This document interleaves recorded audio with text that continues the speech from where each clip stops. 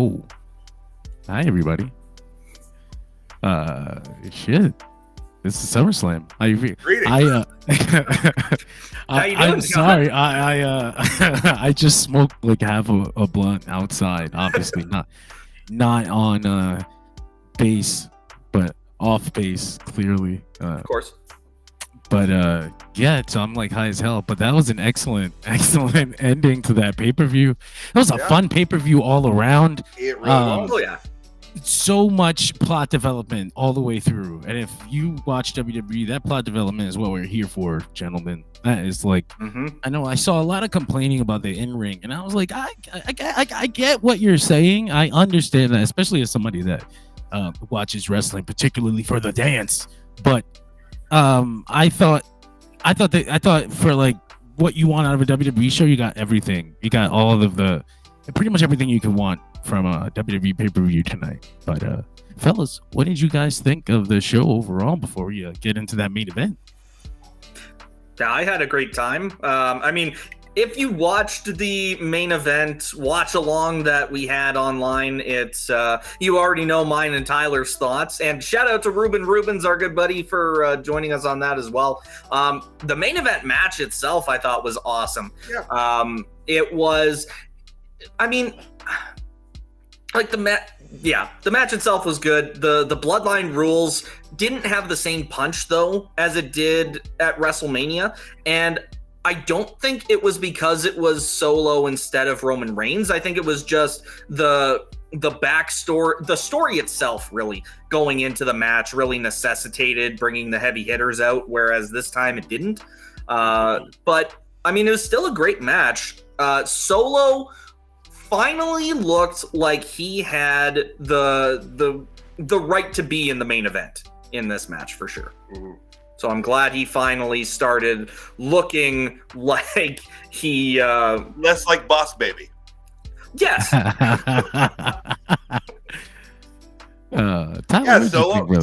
Solo came across as a much more elevated star here tonight. I said this on Facebook as well earlier, but like everybody in this match came out looking really great for it. Nobody looked worse for the wear, with the possible exception of Jacob Fatu if he is legitimately injured right now. We were saying just like right before we went on there, so far no one's heard anything on that yet. It was just kind of like speculating, but so hopefully he's all right. But that looked nasty and he looked pissed. But other than that, like it came off without, went off without a hitch. It was well paced. I thought it was well plotted out.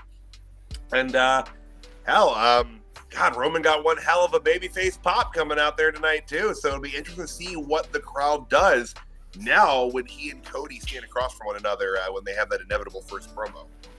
He's absolutely 100% the. You know what's crazy is that he is the top babyface now. Cody just like that. Cody just like fell to number 2 immediately. Now, do you think it's actually a hard and fast 1 and 2, or is it like a 1 and a 1A? Okay, all right.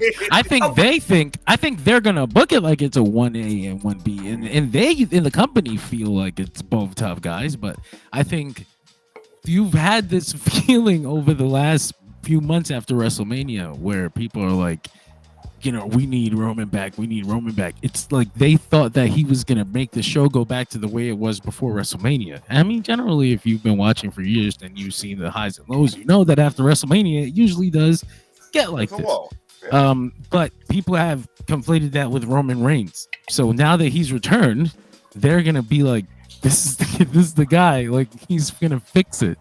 And Cody's to be fair, like that he had 3.5 years on top. So no matter who the number one babyface was before Roman Reigns came back, no matter who it was afterward, it's Roman Reigns. Yeah. It's kind of hard to do anything and make Cody be as big as Roman. And it's only been like 4 months, dude. But yeah. Holy crap! It's only been like 4 months. Yeah. If I had to complain, if I had to be a dick, I guess I'll be the dick. There was something a bit derivative about the way they structured this Bloodline rules match towards the end, especially, and it came across like for me like a cheap version of the WrestleMania one. Like we got Kevin and we got Randy, and it makes sense for the story, but it was structured exactly the way John Cena and the Undertaker and all that shit was structured at WrestleMania. Yeah. So it felt like a copy of that. That if I have to say something about the main event, I don't want to rain on the parade, but that's kind of what I got from. That's kind of what I felt immediately. That's an absolutely legitimate. I don't want to say complaint, but observation on that for sure. Like it did feel similarly booked, and the on the live main event watch along that we did, we kind of posed the question, if this was more or less overbooked than Mania, and it was decided that it was less overbooked than Mania, but that was just by virtue of not having access to the top tier names like Rock and Undertaker. But it was a very good match. I thought it served its purpose in every regard. It moved the story along, and I'm sure that USA Network will be thrilled to have Roman Reigns on SmackDown once the show is theirs. Oh yeah. But I'm down. I had a lot of fun with the match itself. Like you guys said, pretty much covered all the bases on that. I guess let me pull up this Twitter stream, see what the world is saying while we talk about the rest of the show. How? So I was surprised that they didn't involve the Usos at all. Even the audience was looking for the Yeet. Yeah. And that's what we were talking about, because we figured KO and Randy were going to come out to help even the odds. And shout out to Arn Anderson for showing back up in WWE. He was backstage during Cody's ring introduction, and No, you didn't, Mac.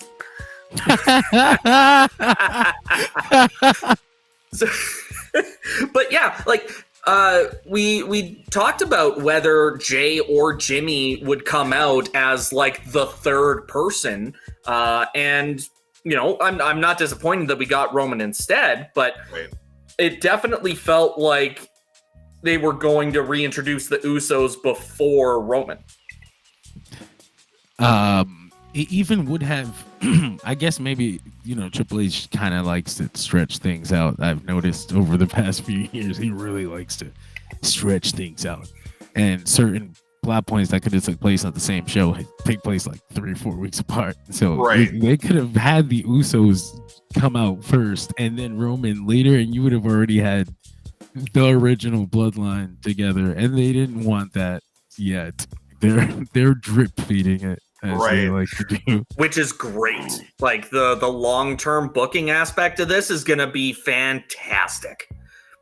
Yeah. Also, props to Major League Baseball for giving a shit about wrestling. A lot of I would say a lot of people are posting about Roman Reigns. I think I even saw this discussed in films. Wow. That's awesome. Interesting. It was a big deal. It felt like a big deal. His music, they used the excuse me, the WrestleMania epic version. I was like, oh shit. That's something else that we were talking about during the stream too. It's not just the longer intro. They remixed the whole thing. Yeah, that's like a full-on epic remix. I like it. It gave me chills. It was great. And just it's taken so long for WWE to get this reaction. Like babyface Roman Reigns has been the WWE's goal for the last 12 fucking years. And they did it as soon as Vince was out of creative.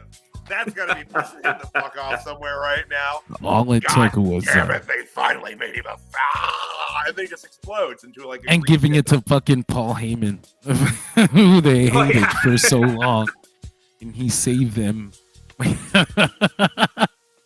It was great though. But I guess we can talk. I don't really beyond Jacob Fatu. Well, I should look and see if there's been any update. I missed the watch along because I was doing the social media stuff. How was that, fellas? I had a blast. It was a good time. Yeah, we had a good time. Yeah, some decent comments from people in the chat and Mac. So Oh, Mac is always great. Oh, fuck. Oh, no. Excuse me. It looks like those are referees, but that's not a medical. These are not doctors, right? Just not a. Yeah. So the fact that he's just getting helped out one ref for the sake of being helped out, yeah, to be selling. There's hope. I don't know. At least they didn't have the Tongans come out and literally like carry him out, Spider-Man 2 style. He's a hero. He's a hero. Yeah. Be careful. I wanted to say Tongaloa, who we questioned yesterday if he was injured legit, and maybe that was the reason why Jacob Fatu is the tag team champion instead of him. He got physical tonight. I don't think he's injured. I think they just realized he kind of stinky. that kind of came up on the live stream too. That just like it's been oh, it's a low blow. Punch the guy in the head. Sure, why not? Oh, you got to pull the ref out of the ring. Don't worry, the ref will lunge himself backwards into your hand, reaching for him. Don't worry. Other people will pick up your slack. It's okay. We've all known about fucking Tongaloa. Like, we make memes about him. He's a fucking Okada chop punch guy. Like, you mean to tell me Triple H never saw that? Like, they didn't know what they were buying? I don't know. It's crazy. But yeah, here's some hope for the rest though. Like, he immediately grabs his knee as soon as he lands on that table. So that damn I'm always worried about that too, because this one plank in the front is so scary to me. Like when Ricochet jammed it into his ribs on that one splash. Shawn Michaels did it? Yeah, in WrestleMania, his match with Ric Flair, Ric Flair's retirement match. Yeah, he did it with Angle at 21. Oh, yeah. Yeah, I think he broke ribs in the Flair match. Yep. Scary as fuck. And then he kept up and wrestled like another 12 minutes after that. Like, good Lord. I pull my back taking out the trash, and like the dude's keeping up with broken ribs. Like, it's wild. Jacob Fatu every time he's in the ring. That's incredible. He does it 16 finishers at once. But yeah, God, man. I hope he's okay. Very fun. And if he isn't, then master class at selling here.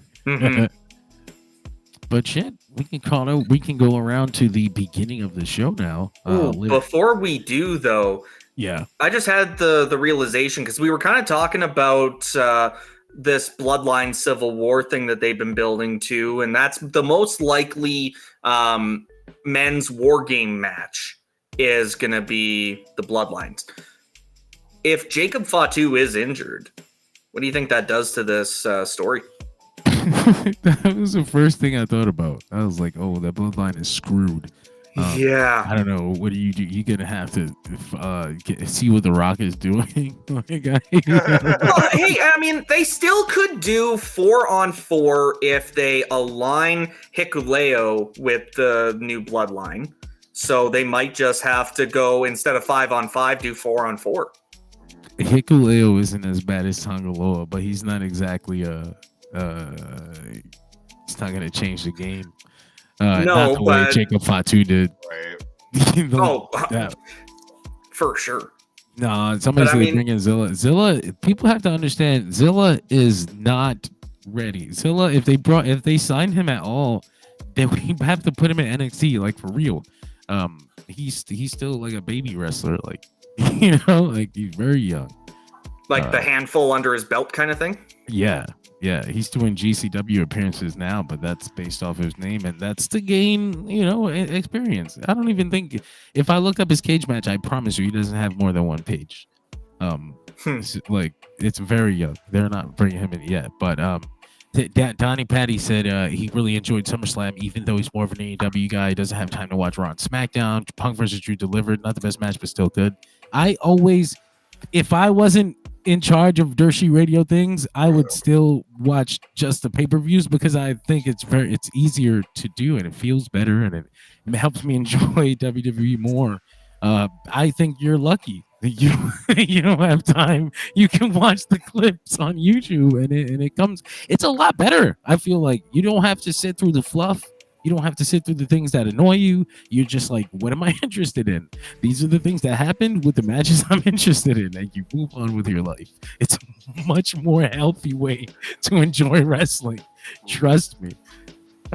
Zilla Fatu's cage match page is one page. There's two interesting things that I took away from this. One, that he's had 21 matches since July 15th of last year. And two, this past April, GCW had a Punjabi prison match. What? It was at Joey Janela's Spring Break Clusterfuck Forever.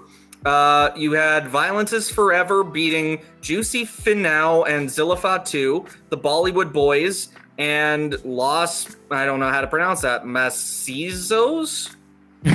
14 and a half minutes, and it was a Punjabi prison match. I remember hearing about that. I've never actually seen a picture of the cage, of what their cage looked like, because it took place during WrestleMania weekend, and all the other things are fucking going on. I can't imagine they would have gone with bamboo. I wonder if they also claimed it was bamboo filled with steel. Isn't that what they said during that original Punjabi prison match? They did. Yeah. They said How would you achieve that? You can't pour molten steel into bamboo. Well, they can. Or is it just like a hollow stalk and they just put metal into it? Hole in it like that? Okay. It actually is just metal. Painted to look like bamboo. I swear. Hey, baby. Hey. It's literally just a steel cage, obviously. Oh, man. Oh, Lord. Well, we might as well get over to Liv Morgan and Rhea Ripley in that match. Oh, my God. By the way, 30 minutes. Main event went 30 minutes. 30 minutes? Yeah, the match? The match went 30 minutes, yeah. Interesting. Cool. That's crazy. It didn't feel like that, honestly. But yeah. But it's been a long ride, man. Yeah. But not just Rhea Ripley for Judgment Day. This was the end of Judgment Day tonight. We'll talk about the other half of that later on, but it was interesting. It was a fun time when it's all said and done.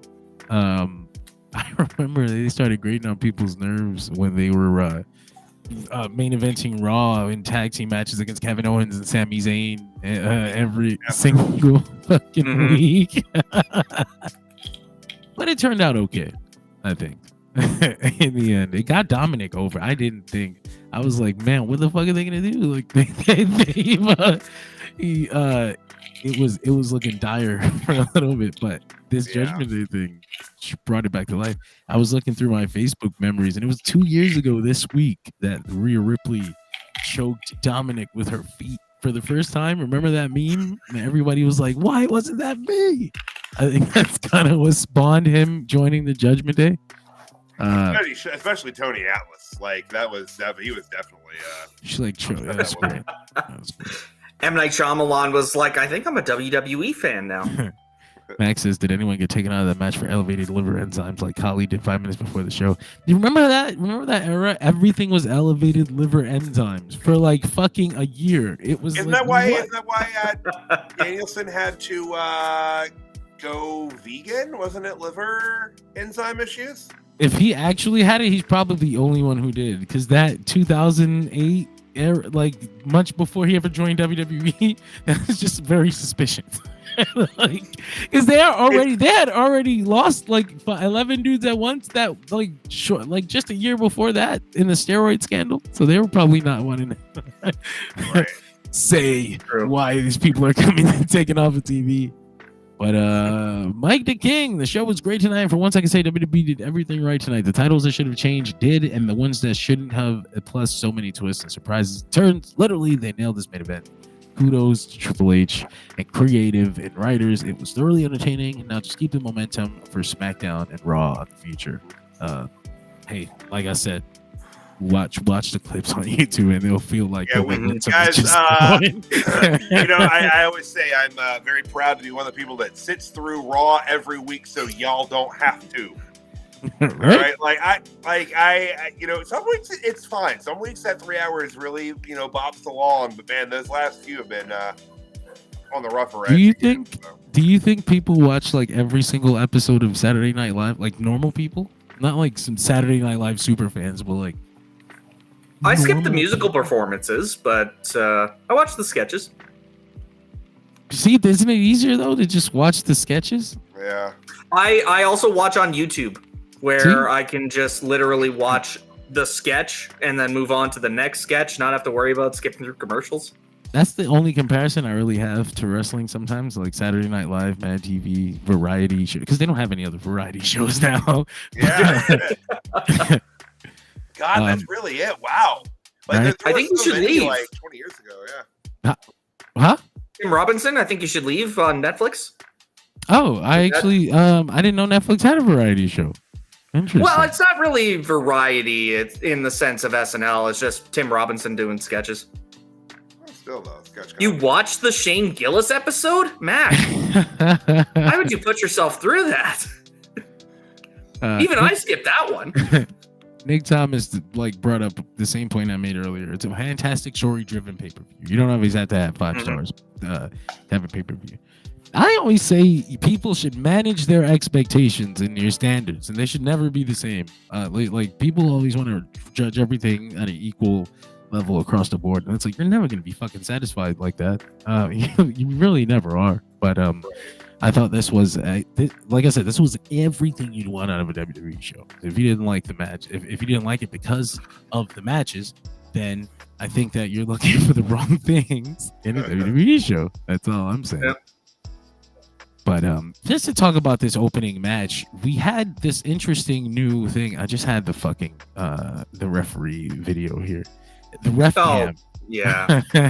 It was so funny. With a camera How are in they it. going to bring back the ref cam and not have the big ass helmet like WCW had back in the day with the ref cam? Like, It come on. was so doomed because at the first minute they introduced the fucking thing, he was looking at nothing. At nothing.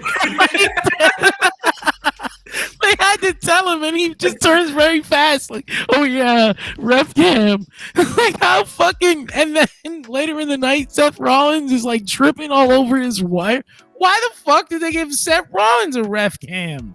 He's wrestling. Because he's the special ref. You have to give it to the gimmick ref. He almost died. Oh man. Jesus. And I said that's gonna be Dominic and Liv tomorrow on Raw. Yeah, this Morgan, Rhea Ripley opening match tonight. this was this was a great story being told here. I think I mentioned yesterday that I was looking forward to see how they would play this out. I like to call back to the way that, because they called back to the way that he accidentally helped Liv beat Becky Lynch. So that's telling you that he's been working with Liv since then. You know, that's very good, subtle storytelling that you don't see from WWE. I enjoyed that a lot. You're lucky bastard just to make out with goddamn Liv Morgan on television. Nick Thomas, I can't put that comment on the screen. I understand. I understand. Although you can put Mac's comment underneath it. No. Wow. Yeah. Okay. Yeah. No, we can't put that on. Yeah. No. I just went and checked the comments. That was. No. Rhea Ripley did have to battle her wardrobe though for most of the match. She was fighting with her outfit for many fronts, like all over the fucking place. The damn thing kept getting caught to itself. Like I was like, that's why you shouldn't wear so many chains and layers. Yeah. layers. It didn't make sense, honestly. Like sometimes you get carried away with the jinglies. It's one of those things where it kind of looks cooler than it's actually practical.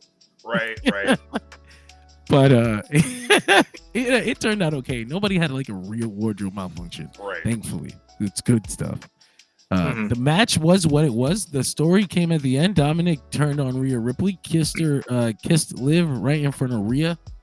Fellas, the recap is over. CJ, what did you think? I mean, this felt like the natural progression of this story. Like we knew Dom was gonna have to make a choice, and making the choice in such a laissez-faire way, just a half mention on Monday Night Raw, where he's like, okay, yeah, I'm gonna, like, I'm still with Rhea. Rhea picked him, and then heading into a big pay-per-view, it felt like that was the obvious direction, was Dom was gonna help Liv retain. But the execution was fantastic. Like, Dom slid the chair into the ring before he went around the corner to the different side and distracted the ref from there. I didn't notice he slid the chair in the ring until the ref was distracted. That's a good. I noticed only because I was watching him the whole match. I was like, I'm gonna catch this bastard. And they were good with not revealing it immediately. Like, they didn't go straight to the lift. I don't think the audience would have noticed that if the home viewing audience caught on to the fact that Dom turned on Rhea before the live viewing audience did. Yeah, it's all the smirk. Mm-hmm. Yeah. Well, and they aired the replay, and then I think, like, they would have seen Dom on the apron when Rhea got hit with Oblivion. So it's not like they were completely oblivious, but it definitely took them a second to register, I think. Like, when they saw Dom pick Liv up at the base of the ramp, I think that was the clear indicator for sure. Yeah. Oh, I see. Tyler, I am so sorry. We just left that logo on top of your face. That I feel like it's like I feel like you're just trying to give me the gimmick that Vince McMahon wanted to give Christian at one point in time. We'll just put a blue dot over his face. That's real. The Mike Wazowski treatment. He really wanted to just put a blue dot over his face. Like, really? Yep. I don't understand. I just don't for some understand. reason, he thought Christian was like the ugliest dude to ever wrestle. I don't know why. I was such a big Christian fan in like 2005 too. I thought that he was gonna be champion. They were like, get the fuck out of here. So Mac brings up the point that I thought this was headed anyways. Like, the full Liv Morgan revenge tour means nobody's happy. So I don't see this relationship with Dom lasting now that she's got what she wants. That's a good point. But I guess Tyler, I guess I'll give you a chance to talk about this match before I ask a question. I mean, really, there's not a whole lot more to be said. It was good for what it was. Everyone, played their roles really well here. It was far more about the story than the in-ring. The long history with Rhea Ripley and Liv Morgan is, interesting to say the least. They've swapped back and forth with heel and face with one another several times in the course of this, with, legit injuries and returns. It's been a wild ride for them, and they'll probably always be forever linked as wrestlers, in a very, kind of Bret Hart, Shawn Michaels kind of way. There's always going to be that rivalry with them, I think, and this might close a chapter of that temporarily, but it'll always be there. I don't even know if it's closed. I think I was kind of thinking this is going to be the women's Hell in a Cell match. Yeah. I got that vibe from this. It didn't feel finished. They didn't do everything they could with each other. I will say. Well, I guess I should have said, close the chapter. Really, even more just a... a plane. That's not like a plane.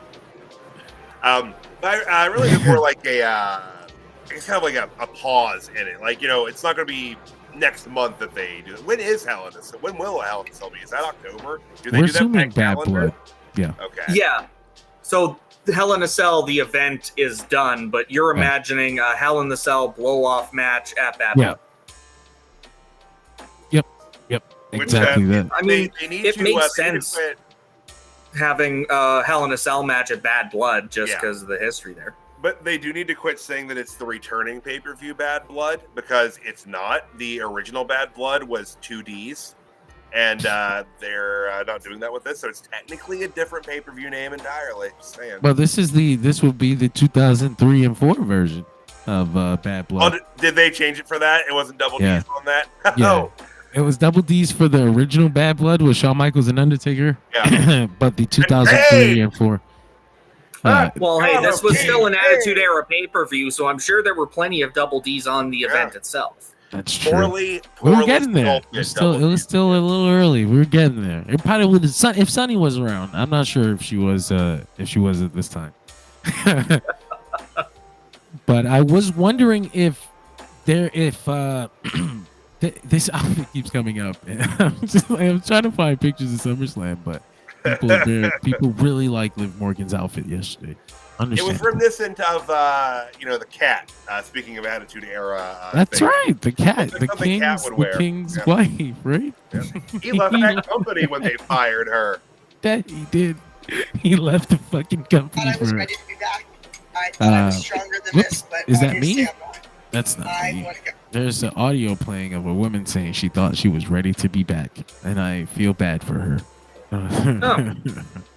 Dude. Anyway, I was wondering if Liv Morgan is going to be in charge of the goddamn Judgment Day, period. Because that Finn Balor thing is hanging there. They've got other members. Carlito is still. Carlito was very okay with Liv. She got them a PlayStation, and he was very concerned with that PlayStation. Everybody was okay with Liv. Yeah. And when Finn said, "We're doing this for Judgment Day," to Damian Priest, I think he meant it. I think he meant that you're just not in it. you're not part of this group. But we'll talk. I guess we'll talk about the Finn Balor stuff more than that. But do you guys see that? Do you see this going in that direction? Yeah, for sure. It's interesting that they saved that for Raw, or maybe for whenever they're gonna do it. Because you think I made a joke that Liv Morgan was gonna come out tonight with 4 leashes for each member of Judgment Day. But I really thought that she would come out, like they would have the visual of the new Judgment Day, if that's gonna be a thing, at the pay-per-view. So it's interesting that they waited. But if you guys didn't have anything else about this match, we can move on to the next one. 16 minutes. 16 minutes. Thank you, Tyler. I'm never able.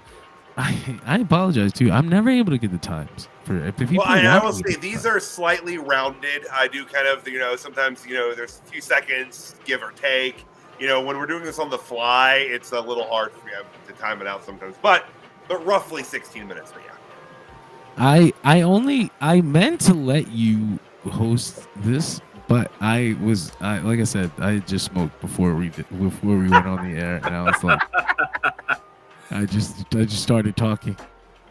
Well, hey, I mean, I got some hosting in this weekend. Tyler's hosting Level Up again tomorrow, so tomorrow, which was totally after SummerSlam, and no joke. Y'all see it tomorrow, but CJ and I had some startling things to say about what happened in SummerSlam. Oh, exactly. Like I still can't believe that they arrested Solo mid-match for tax evasion. Like that's the thing that really stuck with me the most. Paul Heyman being revealed as Roman Reigns' biological father is what always will stick with me from this show. But we followed this matchup with a segment backstage where Damian Priest is kicking shit around and he's like, "Where's Dom? What did he do? Did you guys know?" And Finn is like, "Calm the fuck down, bro. Why would you do this? Like, what is he even doing? Like, what are you doing? Like, he deserves what they did to him. You know that, right? Like, this is ridiculous. This is not even the first time he's mistreated him. No, it's not. It's not. It makes sense as to why they'd be a little put off by how Damian Priest has kind of gotten since he's been champion. He kind of became a little bit of a dick. He got cooler the last few weeks, honestly. But he's been kind of a prick to them. To the fans. I mean, you know, but to his friends. Yeah, like that moment there. You don't grab your friends by the shirt collar. He didn't. He shitted on Finn multiple times. He kind of set Dominic up several times too. To like, it's like, whose friend are you? If you're just Rhea's friend, then that's fine, right? But then you're not loyal to Judgment Day. There's five people in there, Right. So he probably deserves to get his ass jumped by the Judgment Day. At Rhea, I don't know what she did. I guess Liv was just too, evil succubus. Well, and I mean, do we see Liv, Dom, and Finn kind of starting a new Judgment Day? I still think so. I do think so. I just think that the connections between Liv and Finn Balor were too strong. He grabbed the card. He went to her hotel room. He's been seen with her backstage. She didn't destroy any of his shit. I honestly thought she was gonna end up with him. But at the very least, he's connected to her. So I think that has to happen. Well, and if she does eventually decide that as part of her revenge tour, she's going to kick Dom to the curb, maybe we do see Liv and Finn aligning. It's possible. I thought she could still throw Dom to the curb, but that narratively doesn't leave him in a good place. I don't think you want to. You end up ruining the character. Like, he'll have nothing. So I don't know if they can do that right now. I think they can do that eventually, but I thought that's what they were gonna do with Rhea and Dom. I remember that was like the thing. Like, it felt like they were just using him to get to Rey Mysterio, and then they just kept him, and he was just like, it might just end up that way again. I don't mind. It would be a funny character trait if Dominic just always has like the absolute hottest girlfriend. Like, if they just kept this going forever, that'd be a hilarious career to look back on.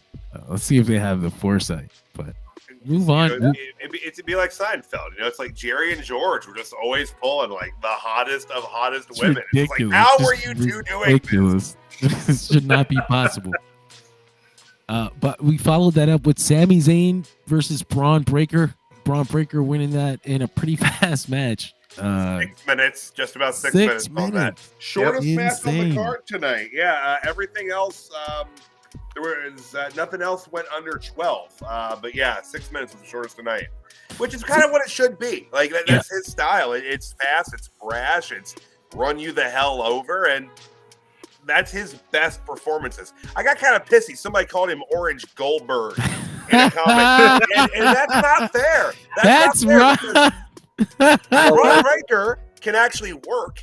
He can sell. He can, talk. He's a lot better than Goldberg overall. And he's going to have a longer, healthier career because I don't think he's going to almost sever a tendon punching out a window.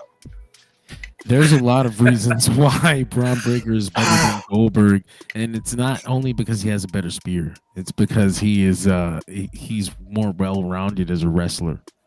Just entirely. He actually understands the business. He comes from a family that understands and cares about it. And apparently Scott Steiner was in the house tonight for the win. And it's funny, I didn't hear.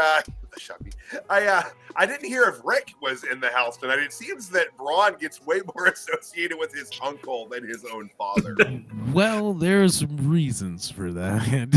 Yeah. I mean, Rick doesn't, or Scott doesn't go around at conventions making comments about trans women. Yeah. Was unaware of that. Okay. Man, they still put Rick on an episode of Lost Treasures, though. They did. They put him in the Hall of Fame. It's filmed. It was that weekend, wasn't it? I think so. Yeah, because they had I think Lita was going to get some gear, and Rick was on, Braun was on, and they had Scott come over. But yeah, he was on the episode. I had no idea. That's cool. I had no idea. That's cool. He's emotional. But yeah, I'm happy for the guy. 6-minute win. This is kind of what I wanted. Like, that's what I wanted the first time. But they gave Sami Zayn a win. They made him look good. They made him look like he could beat Bron Breakker. So he deserves that after all he's done to help elevate multiple stories in this company. So this is probably the better way. Well, and John, I remember when we were watching when we were rewinding Money in the Bank, and we both said, like, it was a bad decision to have Bron lose to Sami in Toronto. Looking back on this now, this was the better time to have him win. Yeah, I just didn't think he should have lost. I still don't think he should have lost. I just know why they did it. I just don't. I still don't agree that he should have lost. I think it's fucking dumb. But thankfully, nobody's gonna remember that. Actually, but that's kind of why he shouldn't have lost, because nobody gives a fuck anyway. But fine. Well, if Sami nobody gives a his, fuck anyway, then give Sami the win. There you go. Sami got his moment in Canada, and that was big. Mm-hmm. So they at least now he didn't end up like Johnny Gargano. He didn't end up like Logan Paul. Logan Paul. That's right. Was he next? No. Yeah, this was it's the next match. That's great. This is great great segue. for Bron, though. Like, this is awesome for him. I hope that he has a pretty good run with the title. I hope that he retains often before he even has time to take the belt off of his waist. Like, it's just still on spear. Like, that's it. Like, he's awesome. I'm a big fan of what he does. And again, people can keep embarrassing the Goldberg all they want. He's way better, guys. I'm worried that they might not want his reign to be similar to the Gunther reign. The Gunthers? Yeah, so they might want to do funny things with it. But I'm like, it's such an easy, straightforward way to make, like, why can't there have been more than one strong champion? People are strong all the time. And I mean, like, you can have a strong champion without having to go 666 days to do it. Yeah. But that would be the funniest thing in the world, though, if 2 reigns after they set the record, they break the record. He just holds it for 3 years now. And then gets beaten by Roman Reigns. Oh, fuck, here we go. I wanted Gunther to I remember I never wanted him to lose the damn belt. I wanted him to give it away. I don't know why they're so scared to do that. Just give that shit away. There's always going to be another way to get somebody over. There's a whole tournament. You do a whole ass tournament. But yeah, you could do it with Braun Breaker now. I wanted it for Jade, then she left AEW. I wanted it for fucking Gunther, but they were like, let's give Sami a WrestleMania moment. And they did. But so I'll give this dream to Bron. I'm giving this dream to you, Bron. Well, you know, that would really kind of fit his character too. If, like, you know, a while down the road, he gets to the point where he's, you know, been elevated to the level of, you know, world heavyweight champion or universal champion, whatever the case is. And it really just could be a thing where it's like, you know what, I've won this belt, I'm dropping this one, do whatever you want with it. He does strike me as the kind of guy to be like, I don't need this trophy anymore. I've got a bigger one now. And, you know, he's a Steiner, damn it. There's always a bigger trophy. Very interestingly, his father was there, but he wasn't able to be shown on camera, right? Because of what he did. Was he not able to be shown on camera, or did we just miss him when they went to Maybe the Legends? We missed him. Maybe he was in the bathroom. Maybe he was peeing. Or they told him to go to the bathroom. I'm trying to see him. Maybe he looked different. Maybe he didn't look like Rick Steiner that we recognized. But he wasn't sitting next to Scott, right? Wasn't Scott sitting by himself? Well, Scott was on the far left of the camera shot, so it's entirely possible that Scott was either or Rick was either just out of frame, or I just didn't notice him when I shouted it out on the watch along. Understandable. Max says they showed him on social media. Hello, Tony. There we go. I appreciate the compliment. I think. Your head looks like a milk dud? That's a compliment? It's a good circle shape to have if you're bald. If you're bald and your head looks more like a peanut, then it's a little harder to be bald. Thankfully, you've got a bit of a milk dud going yourself. We're milk duds.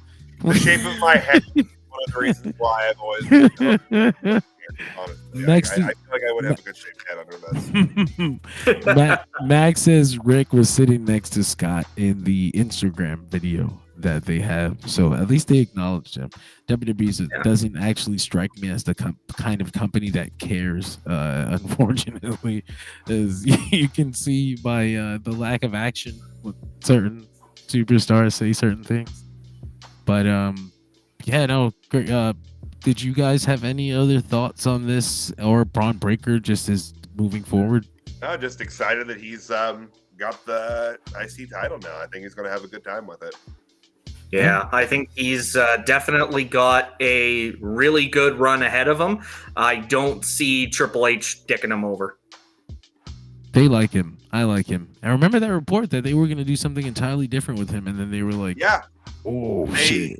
I think they said the internal plan was originally where he was, just kind of sticking in Adam Pearce's craw. Pearce was going to just get him traded to SmackDown.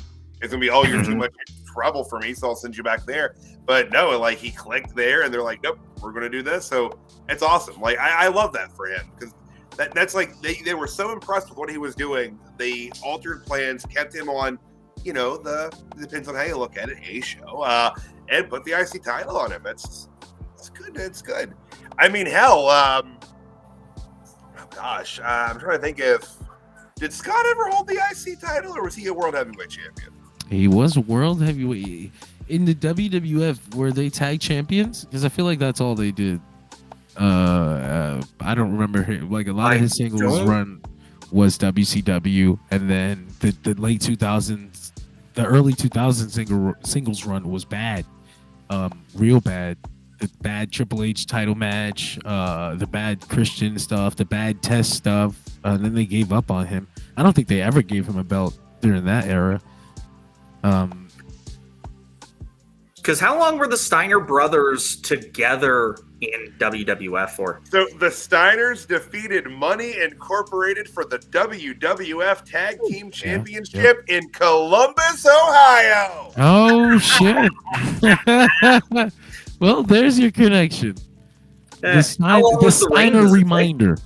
The Steiner reminder. So it's close. A couple hours south of the Cleve, as I like to call Cleveland, the Cleve. No one calls it that. They should though, because it's a nicer nickname than the Mistake by the Lake, because that's what it usually gets referred to as. But. They had to say the home of rock and roll. Is that a thing? I feel like nobody says that. Alan anymore. Freed, little God, this is. No one watching cares about this, but I'm going to say it anyway. Alan Freed, who was a DJ in the Cleveland area, was reportedly the first DJ to play rock and roll on a radio airwaves. Interesting. So that's why the Rock and Roll Hall of Fame's in Cleveland. Otherwise, it makes no bloody sense for it to be there. Like, hey, you need something. You know what? Yeah. Cleveland really has to put over the Hall of Justice. I didn't fucking know it was in Cleveland. Nobody told me. I lived in Dayton, Ohio for almost a year, and nobody told me the actual Hall of Justice, the goddamn Justice League's Hall of Justice, is in Cleveland. It's actually really? It's I've lived in Ohio since I was 12. I didn't know. I'm 39 and I didn't know that. I didn't know they had a physical building. No, it's called something else, but it's what they designed the Hall of Justice after. They actually shot the new Superman movie. They shot scenes of it in that building. So I forgot what the fuck it's called though. I should know, but I don't. Hey, it's like a terminal. It's like it's an actual terminal. But yeah, that's the only thing I know about Cleveland. Oh, that's all I got. I went there once and it wasn't a good experience, but a lady got mad at me on the Book of Faith for referring to it as the Mistake by the Lake. She's like, people wouldn't know about Ohio if it weren't for what's the name? What's the name of that thing? Union Terminal. Wait, is that in Cleveland? I thought that. For some reason, I thought that was in Cincinnati. I think I'm mixing that up with the Cincinnati Museum that used to be the train station once upon a time. Cleveland is also the home of the creators of Superman, so they should lean more on the Superman thing. People would actually care. Anyway, Superman was Canadian creation. Oh shit, Joe Shuster and Jerry Siegel. You're gonna have to look that up. One of them might be Canadian, but the other one was They're- absolutely from Cleveland. For any Canadians, shout out to Heritage Minutes.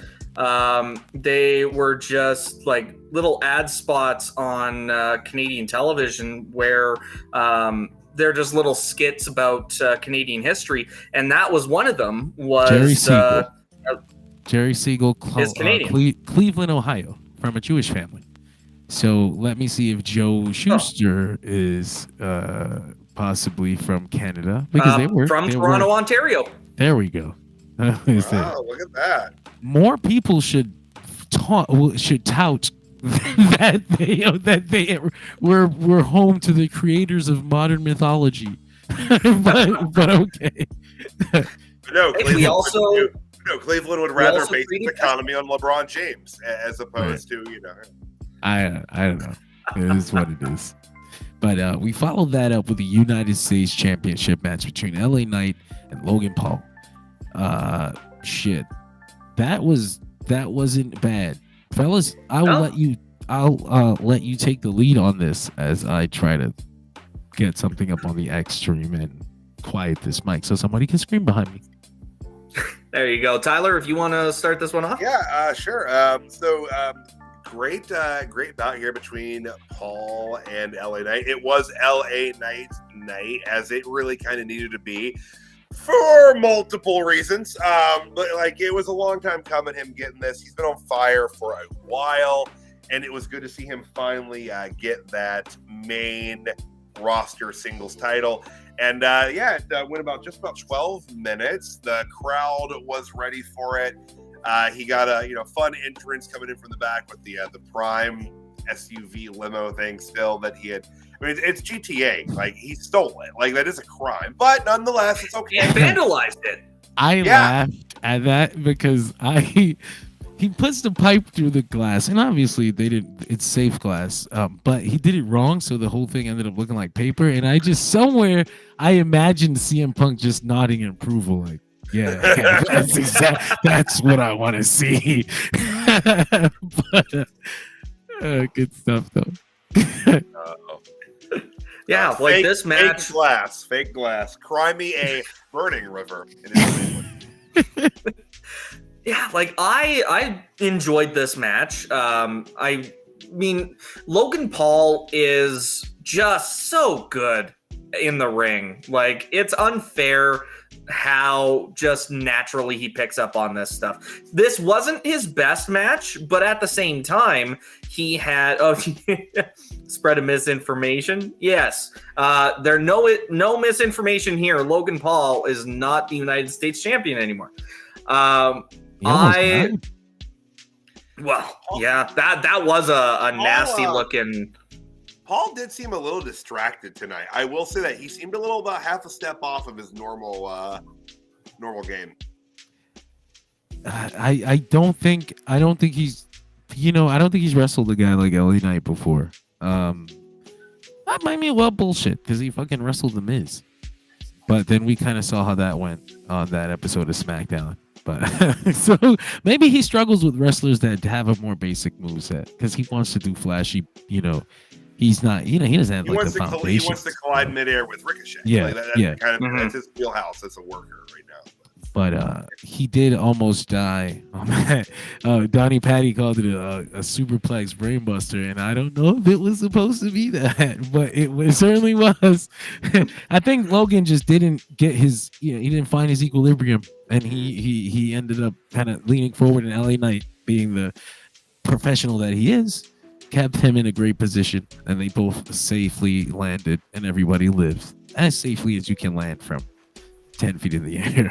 Right. The impact was spread as evenly as it could have been. Understood. I understand, Mac. I agree as well. I just don't want to get into it because we're already an hour in and we have like 3 matches left.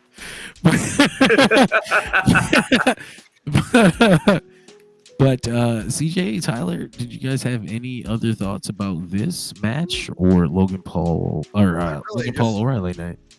No, Not really. I mean, again, just kind of like I said with Braun Breaker, I'm excited for LA Knight to get this opportunity and see what he can really do with it. Because he hasn't held a singles title other than like what he had the $1 million title in NXT there, but like otherwise, no. This is his first opportunity with this, and I hope he can do well with it and make some money. LA Knight's not a young man, but he's on fire right now, and I hope he can grab the bag while he has the opportunity to do so. Oh yeah. I wonder if that is canon, the $1 million belt. They never talk about it. I think it has a title history on WWE's website. I should have been clearer. I mean, the time LA Knight had it, they never. That's what I mean. Like, I think they did. I think they did update the title history of it. So as far as WWE's concerned, it's accurate to call him a former $1 million champion, but it's also, accurate to call him formerly Max Dupree. So some of the decisions they make, let's just not talk about them. But I mean, as far as first challenger goes, like we were talking about this on the SmackDown Rewind last night, they had set Santos Escobar up as a potential challenger. Who else do we see potentially throwing their hat in the ring against LA Knight? Well, Andrade for sure, because he's got the title shot, and then you've got Carmelo Hayes, who already has problems with LA Knight, and like you said, Santos Escobar as well. So they've got a whole little United States title scene going there. Actually, I could see a Fatal 4-Way match just taking place at the next pay-per-view, which is what? Bash at Berlin? August 31st. Nice. Very 30th. nice. 31st. Yeah, 31st.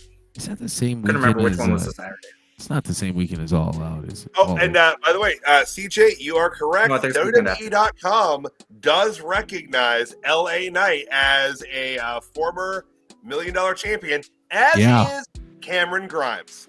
Very nice. To the moon. 2 days. He had it for 2 days. LA Knight held the $1 million title for 69 days. Nice. Mm-hmm. Nice. Yeah, I remember that storyline too, because they had Cameron Grimes as LA Knight's butler for a bit. Yeah, and then they finally let Cameron Grimes strike out on his own, and that was what led to his North American title win, was the momentum from his storyline with LA Knight. Not to worry, Cameron. We'll never fire you. Salutations, Trevor Lee. So we follow that up with the Women's Championship match, Bayley versus Nia Jax. Tiffy Stratton tried to cash in at a certain point during the match, distracts Bayley, allows Nia Jax to take Bayley out, hit her with the bonsai drop, which I forget what she calls it. Annihilation? Yeah, the Annihilator. Like that? Annihilator, yeah. Yeah, it makes sense. I didn't even think of that. God damn, I hate this. Anyway. That was almost a bunch of Pepsi on the laptop there. Jesus. You know what my problem is? Here's my problem. I don't hate this move at all. I think I was one of the first people on these fucking Dirty radio shows to stick up for Nia Jax. Okay, I remember being like, hey, wait, she's been better since she came back. So I don't mind that she's world champion at all. I think she's worked really hard. And I feel like this one is earned. This feels like Nia should be world champion. It feels like she could be world champion. I feel like last time, it felt like, why did they put the belt on Nia? She hurts people. She's not ready. It was like a different type of nasty heat. Oh no. Why? Oh no. God Guess who's debuting on SmackDown on Friday? Confirmed. Live on Dirt Sheet Radio. Zilla Fatu debut imminent. That's not how you do it, Zilla. That's not how you do it, Zilla. He no-showed the indie booking to just be in the audience at SummerSlam. Don't let me find out he was just in the audience at SummerSlam. I mean, that's basically disgusting. what Steph Becker did, though, too. At least she has, personal reasons. You know, like the Zilla Fatu is just inexperienced. Yeah, that's true. I hope that's not what happened. Jeez, Lordy. Anyway, why didn't He didn't Liv speak learn in his after? 21 matches that you shouldn't no-show promoters. So man. tenured. Anyway, I'm okay with this. You know what my problem is that Bayley and Io Sky and Damage Control, they had such a great thing going from the time they came back to the time they debuted as a group to the time that they broke up and then did Bayley versus Io at WrestleMania, and they had nothing for Bayley. They disrespected Bayley multiple fucking times, so much that I thought it was a storyline.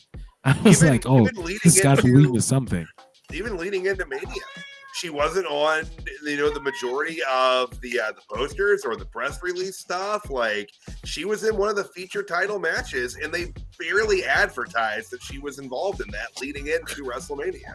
I hate this. Well, and it was like I think it was the not the pre-show, but like the fan event for, I want to say, the Rumble, because it was after the Rumble. Bayley and Io was confirmed for WrestleMania. Rhea and Becky wasn't confirmed yet, but instead of going with the match that was announced, they teased Becky and Rhea instead, which is bullshit. It was all like they had the chance to give the fans what they wanted. They were fully in support of Bayley, and this entire reign, she just dealt with nothing but disrespect from the office.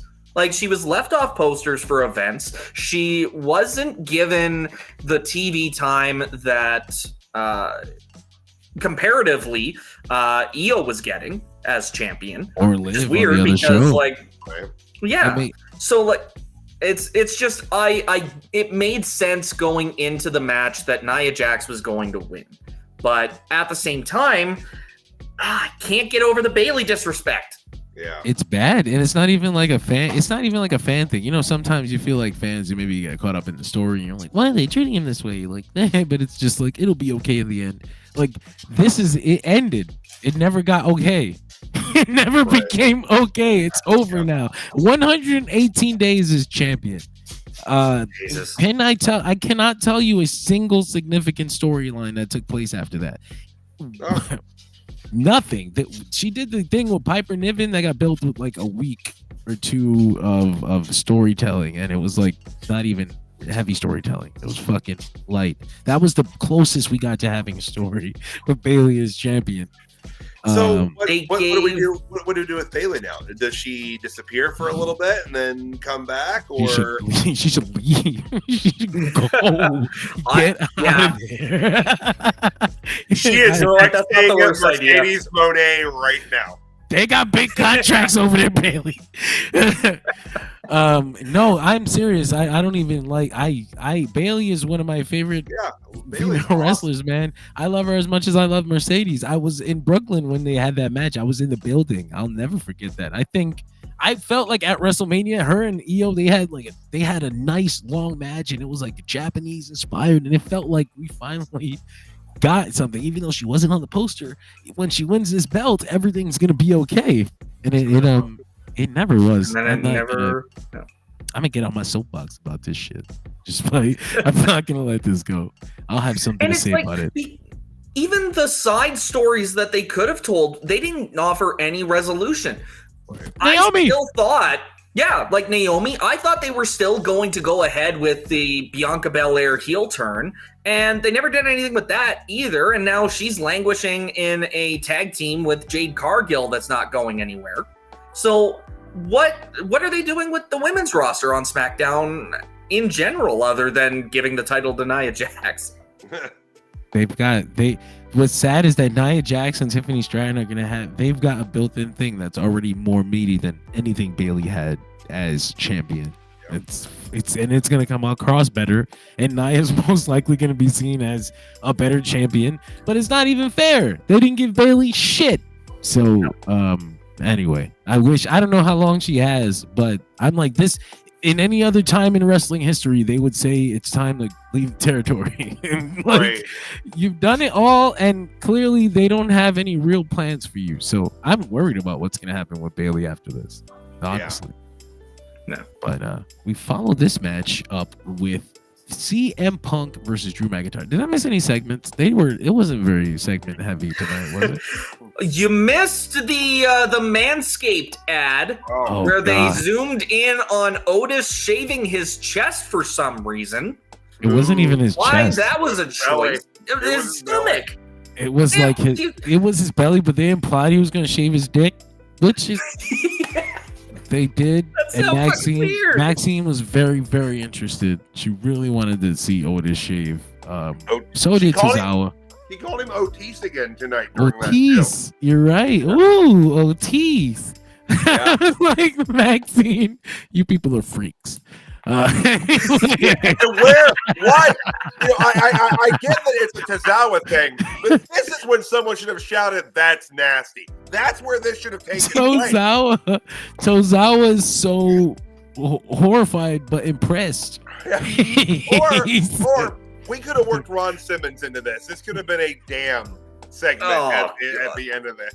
I love Don't Otis. bring Ron Simmons into whatever the fuck this was, please. I will beg bring of you. Ron Simmons into everything I do. Actually, this would have been the segment where you use Ron Simmons. But honestly, I love Otis. He's so good, and this is what I thought would happen to him. And I was like, this doesn't have to, but I thought. But it is.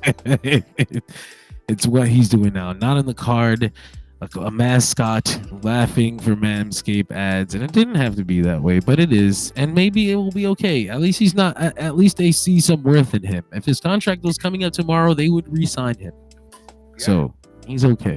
But At least the way I look at these ads, they're non-canon. So like even that fucking Olive Garden ad from back in the day, like that also never happened. Braun Strowman trying to eat Rey Mysterio's food off his plate. You big greedy motherfucker. Yeah, this was interesting. Hell, listen, you know what? Kudos to WWE for having the fun to do this kind of ad again. This is Triple H's sense of humor. You remember those old DX skits? Not even the originals. I mean, like those 2006 Uncle Paul. Yeah, the barbecues with the giant foot-long hot dogs. Yeah. HBK's has a little sausage wiener. Where they, you know, was that like the era where like they'd have to get Sean off screen for the really like sexually explicit stuff? Yeah, Like, yeah. Mr. Fuji, and he like run off. Guys, apparently at the press conference, Triple H said that Jacob Fatu would be undergoing further testing tomorrow to see what's going on. He also said that of Logan Paul. I wasn't aware that Logan Paul had anything that maybe he did get his bell rung on that brain boss. Yeah. Fucking brain boss. That was nasty, man. That was not okay. But yeah, we followed this Manscaped ad up. Actually, I wanted to say this ad made me think that maybe when they're on Netflix, they might lean into that.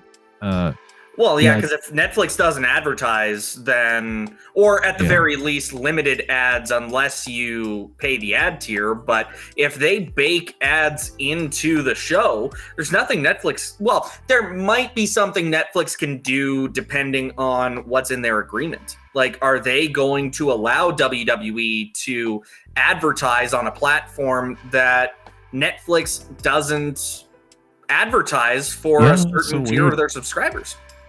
I don't know Netflix to have ads at all. They don't have an ad tier, right? I thought they were talking about a $7.99 ad tier. They were talking about they were talking about how if you pay if you pay for the certain tier, then your episodes of Raw won't have commercials. But maybe I'm showing my privilege. Maybe I haven't had ad tier Netflix because I've never had ad tier Netflix. I have ad tier Hulu. But I also don't have ad tier Netflix. Like I pay the $15.99 or whatever it is in Canada now. I need the 4K. I need the 4K stream. It's just I have a big TV and. And especially with WWE coming, like you got to make sure to have that 4K quality on. I've wanted WWE to stream in 4K or at least 1080p for the longest time. They finally got to 1080p when they moved to Peacock, actually, which is like fuck it. Peacock sucks as an app. But anyway, we'll see how it looks on Netflix. I'm gonna use my VPN to get the whole WWE network. Fuck that Peacock shit. And hey, if you use NordVPN, you can go down to the bottom of comicbookclick.com and use our link to get 72% off your first month if you sign up for a full year. comicbookclick.com/dirtsheetradio. We have to record reads that we can just air in the middle of these things. We'll do one of these Otis commercials for Nord. We'll just get when we do end up doing this DSR meetup, whenever that is, we'll just film a bunch of ads and so we can do it in person and just throw them in the show. That'll be fun. But we followed that up with the CM Punk versus Drew McIntyre match, and felt like this with a very bedazzled Seth Rollins as referee. He showed off his fit. I was trying to find. I think we have it on our Facebook, but basically to run through what happened in the match. This was pretty. There was a lot of story stuff going on here. Seth Rollins basically allows them to do whatever they want for the first few minutes of the match, and he's laughing about it. And then at some point, he develops a conscience, and he doesn't want Drew to smash CM Punk with the chair anymore, and takes it from him. Or maybe he just felt like he was losing control, and there's a control issue within this Seth Rollins, and he just wanted to show off that he can control the situation whenever he wants. But he does take the chair from Drew, and he ends up getting knocked out of the ring shortly after. He misses a pinfall. Punk blames Rollins for this. Now starts the animosity. Punk gets his bracelet back from Drew in an Anaconda Vice situation. He doesn't get to put it on, so Rollins takes it. I assumed it was for like safekeeping, I swear. Even though he's a heel, I don't imagine he took it to keep it. It's just like, oh, it's on the floor. It says CM Punk looks at him and he wants him to die now. He wants to kill Seth Rollins. They argue. It's Rollins with a GTS. Drew gives Punk the low blow, hits him with a Claymore, gets the pinfall, takes his bracelet back. There was a point in the middle of the match where they teased the Shawn Michaels Undertaker Bret Hart spot from 1997 because people thought that would be the finish. So they did it in the middle of the match to kind of throw everybody off. But it was a lot of fun. Drew takes the bracelet back. Now, essentially, this feud is over a friendship bracelet. But I mean, yeah, pretty much. More or less, yeah. What did you think of this match, Tyler? Well, you know how for like weeks and weeks and weeks I said that like this feud didn't need the world championship. Yeah. I didn't think that removing the world championship would replace it with a bracelet. But that aside, the match was good. Punk looked a little worn out at the end of this. The beginning of it too. I also loved the number of qualifiers they put on. It's his first in-ring singles competition televised on WWE live television. Like, fucking hell, Michael. I haven't heard you throw that many qualifiers on something since you were like the longest running weekly episodic, non-news related, like, okay. Not the Simpsons, non-MASH, not news. Not Friends. Like, it comes on in a full moon, but after 5 o'clock. Somebody said it is the highest rated show called Monday Night Raw in the history of Monday Night Raw. Somebody said CM Punk was paying tribute to AJ Lee with his gear, and I thought it was more for Bret Hart. It absolutely was. This has to be a joke.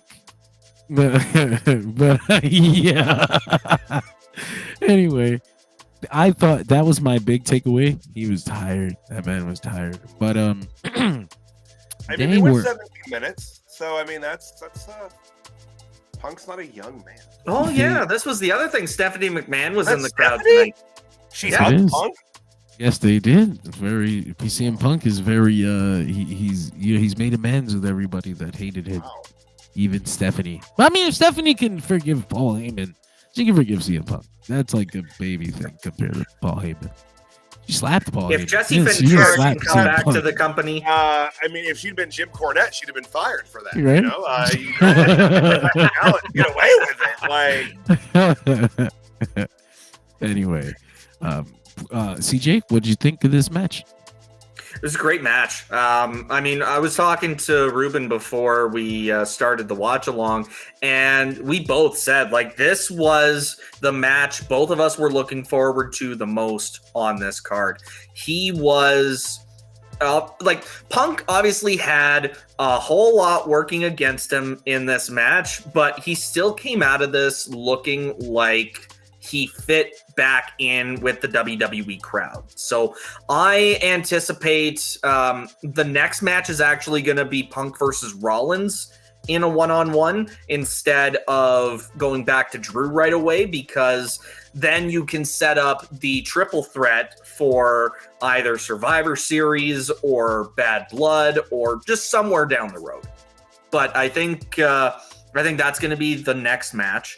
As far as the finish and this whole feud being over a fucking bracelet now, like it doesn't even make sense for Punk to get that emotional about it, because Who like made this, Larry? that's impressive. Like, God. yeah, Did AJ make this? that's why. That's why it's so valuable, because it was a bracelet made by a dog.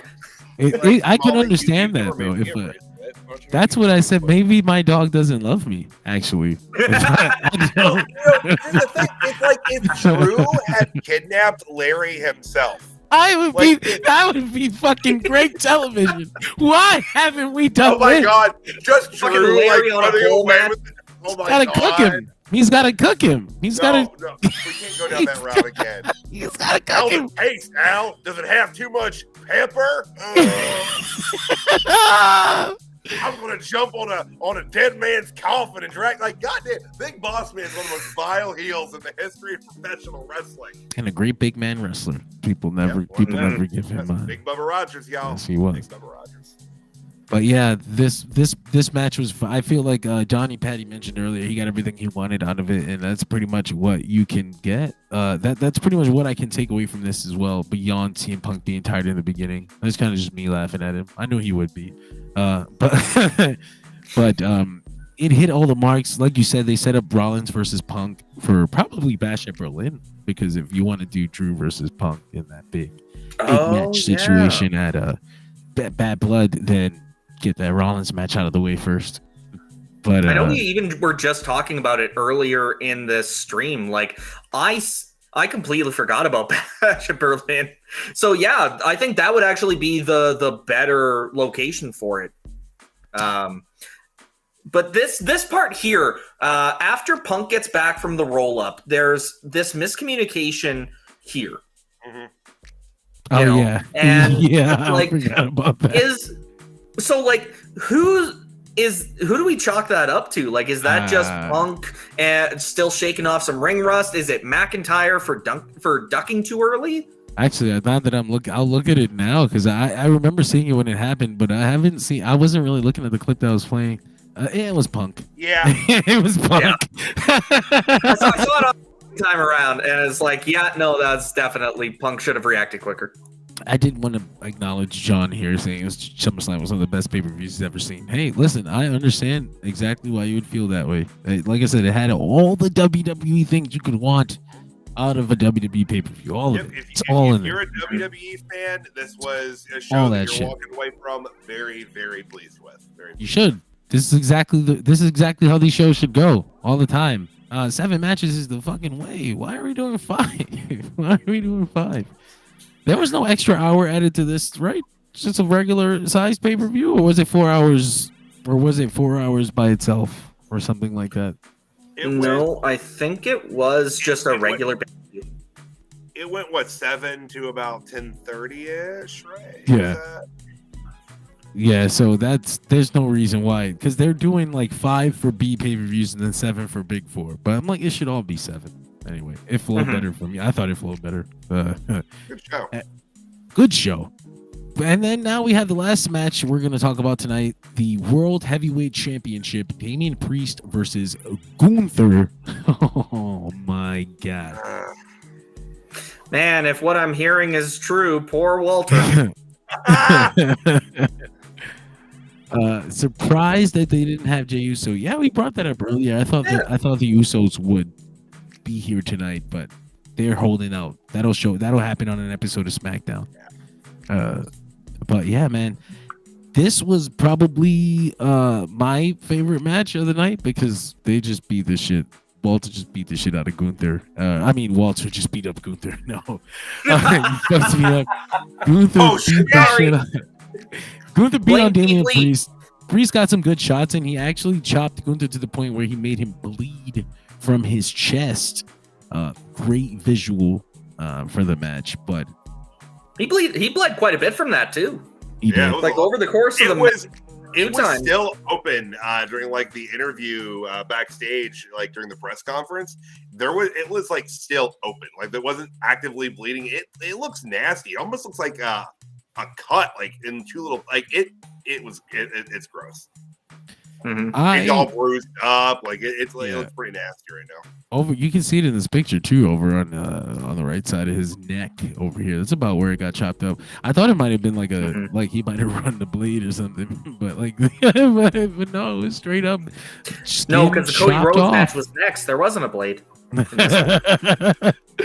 But listen, the meat of the story happened at the. I guess Damian Priest was getting beat up so much that Finn Balor came out, feigning a concern, and then when it looked like Priest would win, he basically hit his signature and his finisher all in a nice little bow.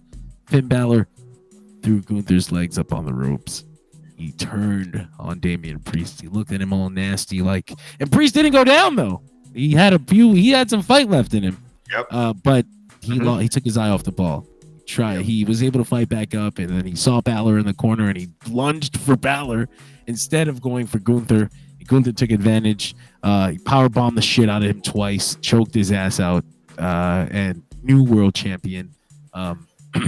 Great moment for Gunther. People were bothered that they had a Judgment Day element to it at the end, and Gunther just didn't win straight up. But what did you expect? He still won. I don't know. Like I said about standards earlier, we knew what the fuck. We knew what was up with this match. We knew Judgment Day shenanigans were gonna happen. I thought we got the most physicality possible without shenanigans. They came at the very end, you know. Mm-hmm. But CJ, what did you think of this match? Great match. This was one of those matches where you knew the ending, but it didn't make it any less entertaining for me. I thought when Priest hit, I can't remember what he calls his finisher, but then rolls Gunther towards the ropes to pin him.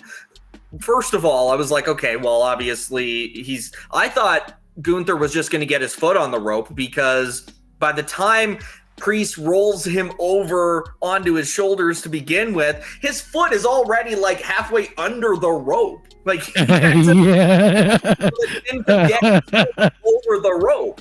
But no, this was a great match, but it's another one of those matches where the story was the hook. So I knew that was going to be the biggest point of the match, not the match itself. But Gunther as world champion, we knew was going to happen eventually.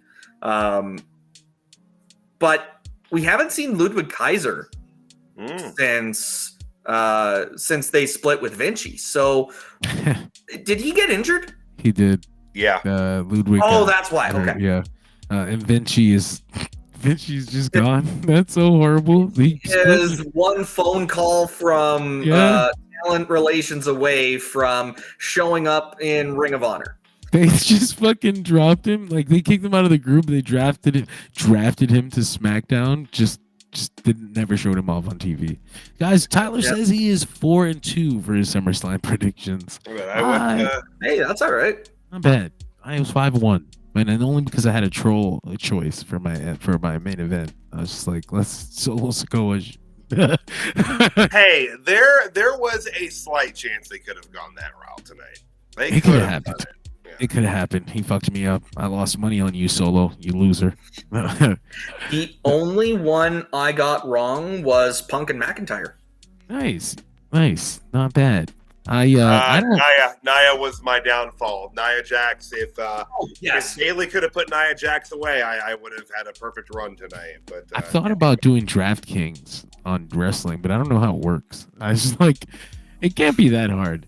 You're watching this shit for so long. To gamble away anyways, so yeah, that's another thing. I don't want an addiction. Aside from wrestling. Right? Another one. But Tyler, what did you think of this match? Solid. Physicality was awesome. Bell to bell. Probably the most physical match of the night. Even the bloody chest aside. It was what I expected it to be, even with the Judgment Day shenanigans. You knew that was going to happen. I really don't see why people are that pissy about it. Like, it didn't really make Gunther look weak. The man had a 666-day IC title run. He could cheat his ass off all he wanted, and he's not really going to look weak. You know what he's capable of. I said this a couple times over the last few weeks. As happy as I am for Gunther, and he's going to have one hell of a run with this belt. It's a shame to me that they finally make Damian Priest really, really interesting and give him a lot of steam and momentum with this belt just to take it off of him as soon as they did it. I feel like the bulk of his title reign was just kind of walking around backstage saying "We run Raw," and that was it. All right. The Judgment. It's like it wasn't great, and then finally within the last 3 weeks, it's like, oh my god, he's basically face. He's kind of like an everyman working class hero. He's interesting. You want to see him go in there and kick ass, and then boom, title's gone. It's interesting that 3 WrestleMania title reigns ended tonight at SummerSlam. Sami Zayn, Bayley, and Damian Priest all got the Chris Benoit WrestleMania world title run length. My bad. Listen, I always said WrestleMania to SummerSlam is the good length for the world title after Mania, but at least have it booked, you lazy big nose bitch. Like, damn, half this shit was ass. The Bayley run was ass. The Damian Priest run was ass. At least Sami Zayn got Chad Gable. Sami Zayn ended up with the best post WrestleMania title run of any of them. Even Cody's fucking reign don't compare to Sami Zayn. That's a reoccurring issue with that WrestleMania win. The follow-up is often so lacking. Same thing happened with Daniel Bryan. All that build, he wins, that world. I was at WrestleMania 30. It's one of the greatest moments of my life I was present for. I am not too manly enough to admit I cried when he won that title. It's incredible. I loved it. And then the follow-up is he's feuding with magical evil Kane. He's teleporting. I was at that match. Story. I had to see that. And because it's Brian, thankfully, he's a sicko. Yeah. He's going to figure out how to make it work. But still, I had to see Brian versus Kane with forklifts and shit. It was fucking weird. It was so scroll. Sorry, I was just gonna say, scroll back up for a sec, John, and this picture of Finn looking up at the ramp, this was something that I really appreciated out of this match, because when we come out of the replay, we see on the screen behind Priest that he's watching the replay of Balor screwing him over. I'm assuming Finn is looking at another screen with the same replay.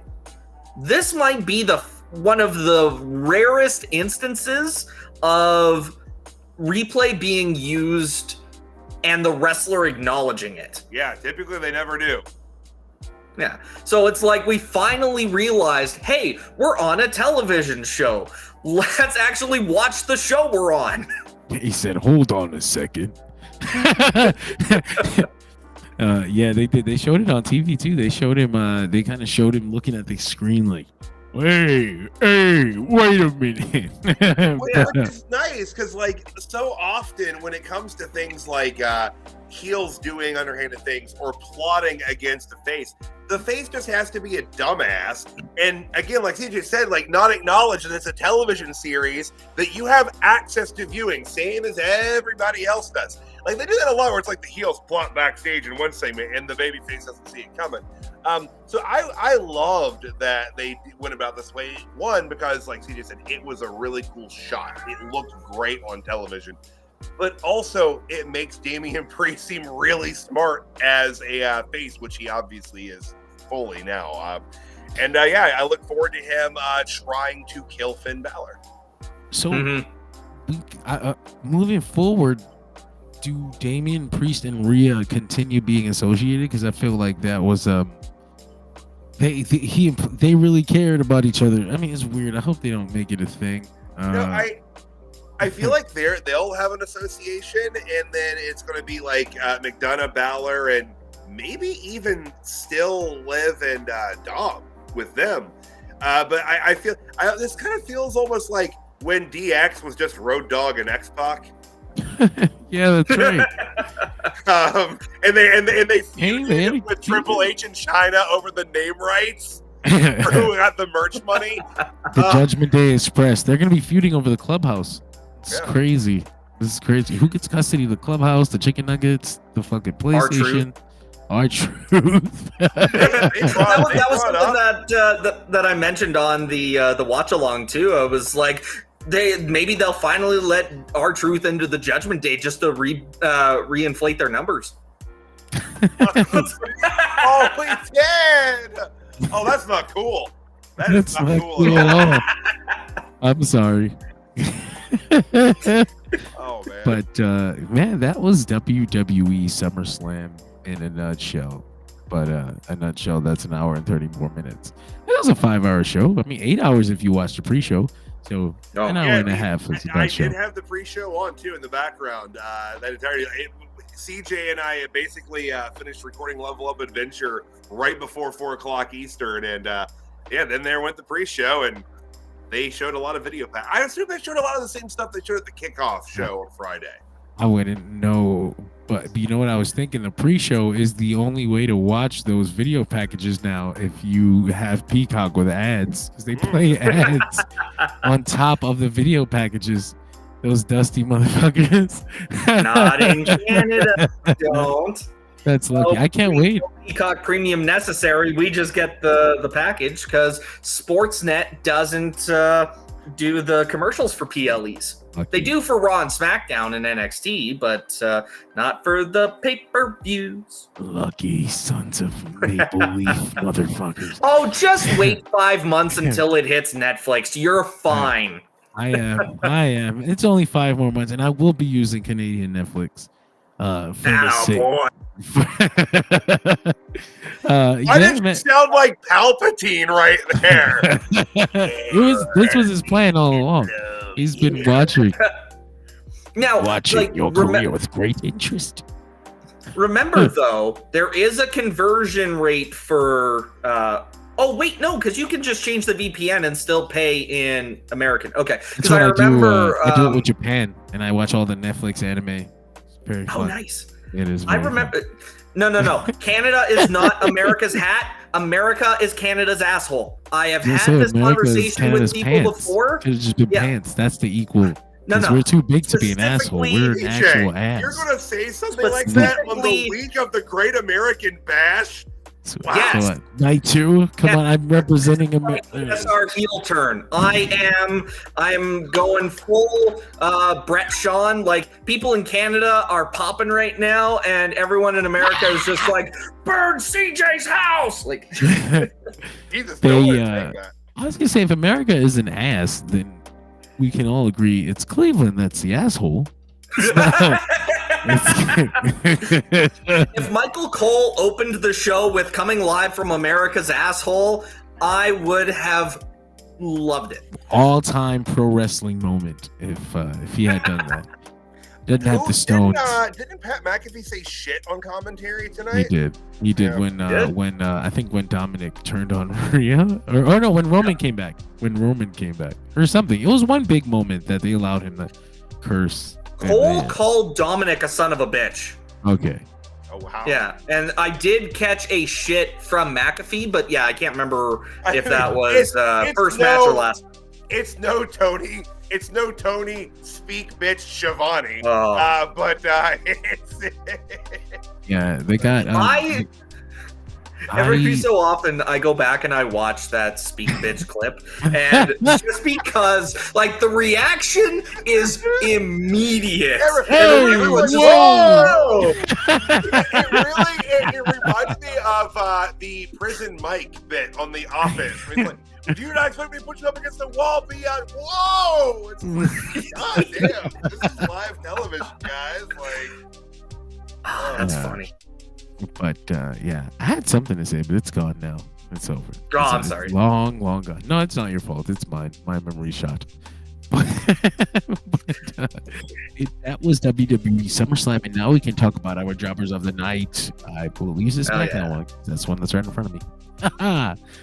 Jobbers of the night, gentlemen, or Tyler. Who's your jobber of the night? Powered by NordVPN.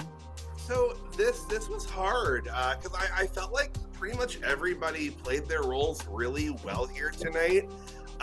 So really it comes down to just like the minorest of performance issues I feel for a couple guys. CM Punk's cardio. And again, like, I try not to be judgmental. Like, I can't, wrestle, but like, I'm also not an athlete. I'm not a wrestler. It's not my job. So he, that one, and I also, like I said, I felt like Logan Paul's performance wasn't up to his normal standard. So he was kind of on my short list for jobber of the night tonight. But as you guys said, it might have been he's just not used to working with more traditional ground-based opponents. So I'll give him a little bit more of a pass. But yeah, Punk looked a little winded. But again, it was his first televised singles match in a WWE ring on a pay-per-view in the city of Cleveland, Ohio specifically. In In the month of moon August. after the pumpkin harvest. Since, Exactly. like, the first match since season 4 of Breaking Bad. But you it go. actually was his first match since All In against Samoa Joe at Wembley. Beyond, No. yeah, without the Royal Beyond Rumble the Rumble on TV, yeah. Oh yeah, without Dominic. Yeah. That's and again, and after the That's full why they moon, have after- so many preambles and asterisks. Yeah, that's true. Punk has looked winded since August 21st, 2021. Damn. Hey, listen, he was having 40-minute matches with MJF.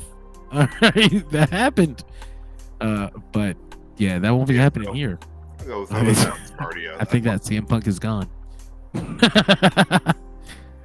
Danny says, now that SummerSlam is over, I give it an 8. Yeah, that's actually not a bad score. I am also ready for All In. I like that. Got nice stadium shows in August. But shit, my jobber of the night, or CJ, it's your turn. My jobber of the night is Otis's belly hair. No, it's not. They won. My jobber of the night, I hate myself for saying it, but I hate Triple H for making me say it even more. I gotta give it to Bayley. Oh, This whole title reign just wasn't what she deserved, and I don't make her my jobber of the night in a way that's like, oh, Bayley sucked.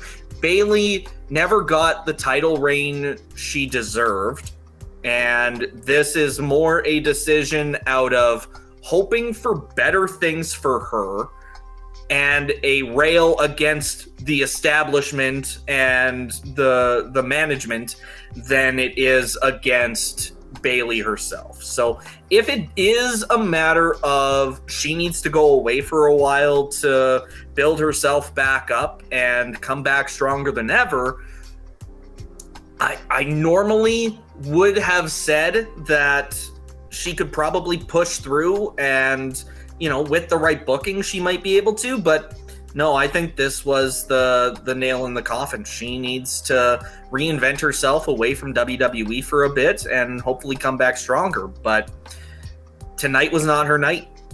If I was Mercedes, I would have been texting her like, "See, you see, I told you, I fucking told you, I told you the night they fucked us at WrestleMania with the tag belts, and you didn't listen to me." Door open when you come to AEW. I got it, girl. I'm waiting for you. Listen, it's Bayley versus Mercedes at Wembley is gonna hit like crack. No, anyway, Bayley, Marigo Bayley. Shit, they have a connection with Marigo. Fuck, Bayley can do a Japan tour and reinvigorate herself. But that's not gonna be enough. That's not gonna be enough, unfortunately. No. Because like AJ Styles, it doesn't actually matter if you go to have a great match overseas. You can still just disappear on television. But yeah, my job of the night was also going to be Bayley. It's absolutely a shame how this ended up. And it's not that she lost the title tonight, because that was not a problem. It's that she didn't have shit beforehand. Right. It's a damn waste. It was a waste. All of it was a waste. As a matter of fact, they shouldn't even, like, at least breaking up Damage Control got them to WrestleMania. They should have just apologized to each other the next night. They should have just got right back together. You know what, girl? I was bugging. We're friends again. The title clouded my judgment. I think we need to reconcile. They would have all been better off than they are right now. Io had the great match in Japan, and it didn't even come up on WWE TV. She just kind of came back, and they were like, "Io's back." Where was she? I don't fucking know. But she's back. She's back, and she's fighting Sonya Deville's group of evil ladies. I guess they don't have a name. They're just Sonya's friends. The stud line. Yeah, that's my job of the night. Bayley. It's a damn shame. But it's time for our megastar of the night. The superstar, the megastar, the big guy. We need some air horns. Megastar of the night, CJ. Who's your megastar of the night? I gotta give it to Gunther. Like, it's obviously Gunther. Like, it's Gunther. I think that's actually all I have to say about megastar. This is the role that Gunther that's the name of his sitcom. That's the name of his sitcom. It's Gunther. It's Gunther. It's Gunther. Like, Here no, I think as far as annoying neighbor.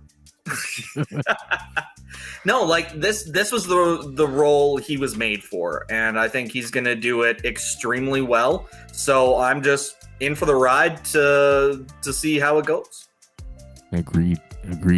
I also wanted to retroactively give my job of the night to Jelly Roll, because when he did that fucking five knuckle shuffle, I swear I said to my son, he's not getting back up. R-Truth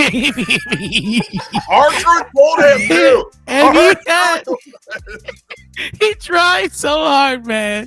I was like, no, he's not doing it. R-Truth tried to get him up too. It's like, that is a big man. And listen, I'm not fat shaming or anybody. I'm pretty fat myself, but I just think some of the things that they did to accommodate him tonight actually were like unintentionally funny. Like, they had an interview segment with him and Jessica Redmond, or Redmond, is it her name? Jackie Redmond. Jackie Redmond. Jessica.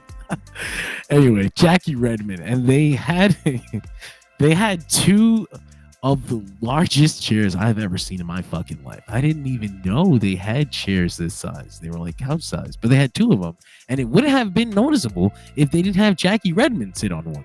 It looked like it looked like you were sitting in the middle of the couch, but it was a chair. It was, Like She's a small woman too. But. There's a national park where I live, and it has one of those like 20-foot tall chairs, and it's like that's what I'm picturing because I missed that segment, but It's wide. It was wide. It wasn't tall. it was wide. It was a wide chair. Oh, okay. Very wide. Two very wide chairs. I was like, why didn't they just give her a normal sized chair? Because you can't tell what the fuck Jelly Roll's sitting on. He's covering the whole thing. But I said on the watch along, like they were like, oh, DDP's there, and I'm like, can they get him on the yoga? Like, I like Jelly Roll. Like, he's a cool dude. Like, country music fucking makes me sick. I don't even think of his country music, honestly. Like, like the few songs of his I've heard that are catchy, like it's played on pop radio around here. That's what gets. It's because I'm an urban child. I'm from the South Bronx. I hear like that country rap pop weird violin. It scrapes at my soul. John, I hate to say, but it's when it's country, it's a fiddle at that point. Oh, whatever. Oh. It's funny because I don't like country music, like in general, despite having grown up in West Virginia. But like, I like that West Virginia song. Country Roads? Yeah. And that's a great song, and it would be even better if like 90% of the stuff in the song wasn't about Virginia. I don't think John Denver ever even came to the state of West Virginia. It doesn't have the same melody. It's what it is. You got screwed because you didn't have a name before Virginia. Donnie Batty. Fun fact, though. Oh, sorry. I was just going to say, fun fact, Country Roads was actually going to be Cody's gimmick before Stardust. It got nixed because they're like, well, it just makes sense, Goldust, Stardust. And Vince was like, yeah, okay, fine, whatever. Country Roads. Donnie Batty says he's sick of the pop music WWE uses. They use the Weeknd every WrestleMania. You know what it is? This music isn't chosen based on anybody's taste. It's just an advertising opportunity. It's just another Slim Jim also, or Snickers. We're getting older. Like, we like the music that was used like from WrestleManias like 15 through 20 or whatever, because like, well, I mean, look, people can deny it all they want now. They can deny it all they want now. Limp Bizkit was very popular. Okay? I like Crack Addict.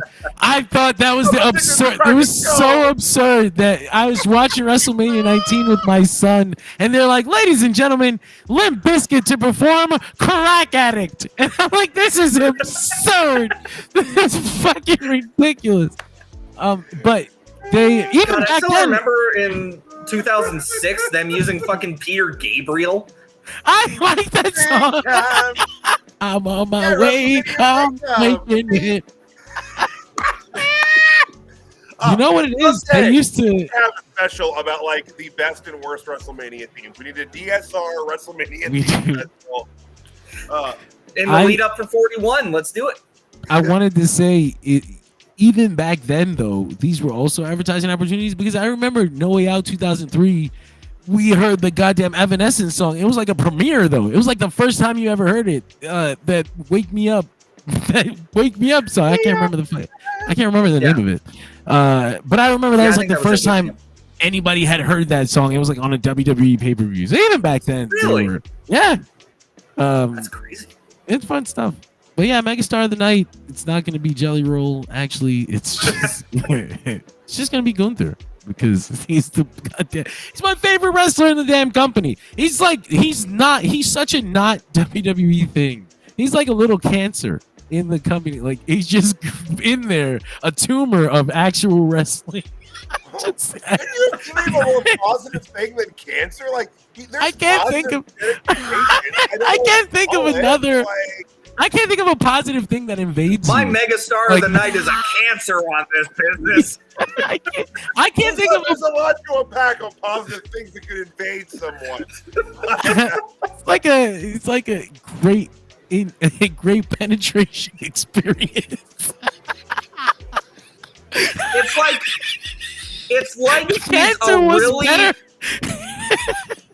he's a really faithful family pet, always by your side through thick and thin, no matter what. That's Gunther. That's significantly worse. I would never want to call Gunther. I'm looking at a he dog. Scares the shit out of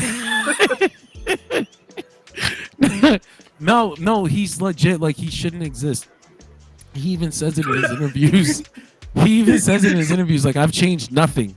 I will change nothing, and I will never change anything about myself. He will leave tomorrow. You don't understand how much he doesn't care about the superstardom. It's wrestling. He is a wrestler through and through, and somehow still he's the world champion. I love this. It's all my favorite wrestlers break through this way. Brian is the same way, where it was like, this should not be, but here we are, and I'm so happy that we are here. I want them to send him to Japan. I want him to go. I want him to be all over the world. I want them to make Gunther a world champion. Because right now he's my top champion. It's just like that. Cody became number 2. Forget the Roman Reigns thing. He's got Gunther to stand behind. I'm so excited, so happy with this. But Tyler, your megastar of the night, my friend. So just to be different and part, I'm gonna give it to Damian Priest. I thought that his performance was stellar tonight. I'm hopeful that it's enough to carry him through and him not just completely fall off the rails post this title run, which was very, very lackluster, as we've talked about. But the last few weeks, he's really turned it on. And I thought that fire was still there tonight in that loss, and I hope that it's still continuing to be there. But and again, just to be a little bit different. Obviously, Gunther's the obvious choice here. I can see people even making an argument just for the pop that Reigns got tonight as well. But it was Gunther's night tonight. The only reason that Cody and Solo went as the main event is really because of the involvement of the Bloodline stuff and that Roman was coming back. If Roman wasn't coming back tonight, Gunther and Priest would have been the main event. At least I think it would have. I mean, I don't know, maybe they really turned it up for Priest the last few weeks, but yeah, I thought he was great tonight. The match in general was just such a wonderful bright spot and a very good pay-per-view overall. So I give it to Priest tonight. It's his consolation prize for losing the title. Understandable, and he's at least got some stories set up coming out the other side. He'll still be a major part of Raw. Gotta be honest though, until you said Roman Reigns like 30 seconds ago, I had so much fun talking about SummerSlam with you guys tonight. Over the course of the rewind, I forgot he came back. I was just so focused on talking SummerSlam with you guys, and then you're like, oh, and Roman Reigns came back, and it's like, oh fuck yeah, he did. Nice little cherry on top of a pretty damn good show. A solid 8 from me for sure. But yeah, man, there's if you had fun with us tonight, then you're in luck. You could have fun with us again. We do this a lot. Long. Guess what? Dirt Sheet Radio, we're always on.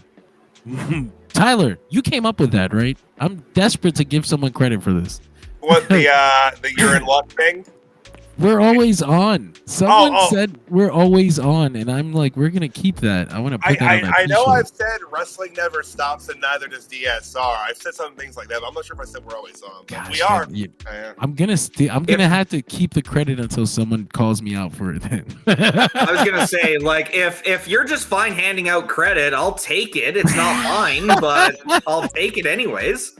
But we are actually always on. We're literally always on after every major show of the week, after every time there's a major pay-per-view. So after Raw on Monday, you can find us. After NXT on Tuesday, after Dynamite on Wednesday, after Impact on Thursday, and after SmackDown on Fridays. You can also find the Dirt Sheet Radio flagship newscast every Thursday morning. You can listen to it on Spotify or anywhere podcasts are available, or you can watch it on YouTube or on Facebook live in the middle of the night if you want, or in the morning on your way to work or on your way home from work. And actually, we did a really chunky episode. We went like 3 hours this week in the middle of the night. We're fucking sick.